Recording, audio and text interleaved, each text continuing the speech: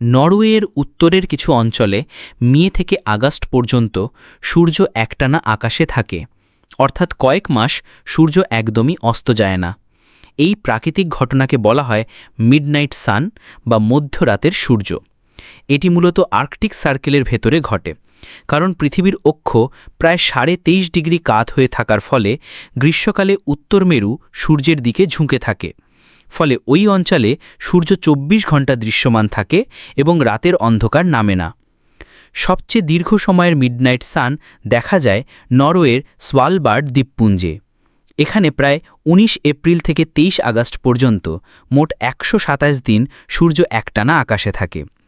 North কেপে প্রায় 14 মে থেকে 29 জুলাই পর্যন্ত এবং ট্রোমসোতে 20 মে থেকে 22 জুলাই পর্যন্ত সূর্য অস্ত যায় না। হ্যামারফেস্টে 16 মে থেকে 27 জুলাই পর্যন্ত এবং আলতায় 24 মে থেকে 20 জুলাই পর্যন্ত এই ঘটনা ঘটে। তবে বোডো শহর আর্কটিক সার্কেলের দক্ষিণে হওয়ায় সেখানে সরাসরি মিডনাইট সান দেখা যায় না, কিন্তু জুন মাসে দিনের আলো প্রায় 24 ঘন্টা থাকে।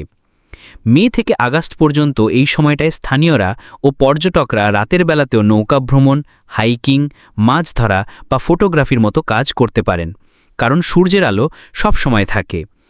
বিপরীতে শীতকালে একই অঞ্চলে ঘটে পোলার নাইট, যখন কয়েক মাস ধরে সূর্য ওঠে না এবং শুধু অল্প সময়ের জন্য গোধূলি আলো পাওয়া যায়। মিডনাইট সান নরওয়ের সংস্কৃতি, পর্যটন এবং প্রকৃতির এক অনন্য বৈশিষ্ট্য, যা বিশ্বের অন্য অনেক জায়গায় দেখা যায় না।